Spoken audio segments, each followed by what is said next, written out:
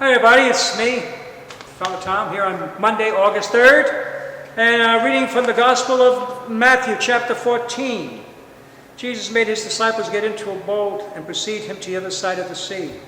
While he dismissed the crowds, after doing so, he went up on the mountain by himself to pray. When it was evening, he was there alone.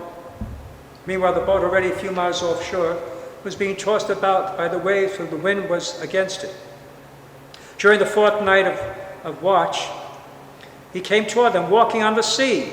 When the disciples saw him walking on the sea, they were terrified. "It's a ghost," they said, and they cried out in fear. At once Jesus spoke to them, "Take courage, it is I. Do not be afraid."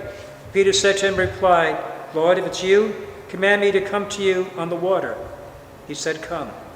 Peter got out of the boat and began to walk on the water toward Jesus. But when he saw how strong the wind was, he became frightened. And beginning to sink, he cried out, "Lord, save me." Immediately Jesus stretched out his hand and caught him and said, "O ye of little faith, why did you doubt?" The Gospel of the Lord. I don't know if you've heard of Anthony Hopkins, actor, tremendous actor in fact.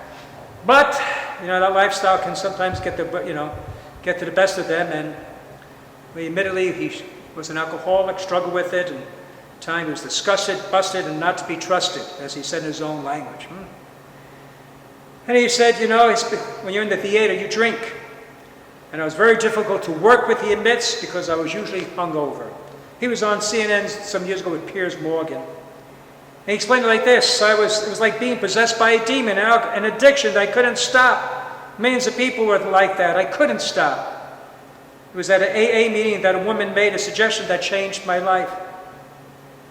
She said to him, why don't you just trust in God? The woman idea just seemed too simple to work. He might have rejected it, but he didn't. In fact, he considered himself an atheist at the time. But touched by God's grace, nothing to lose, he said, why not? Why don't I just trust in God? And thanks be to God, he's recovering from his addiction. Isn't it like Peter getting out of the boat to walk on the water? Give him credit for doing that. The others didn't move, but he did. But that's what Jesus tells us, to trust him, to come on, even with the storms against us, even with the troubles. Even if we have created the storms because of our own weakness and faults, why don't we just trust in God?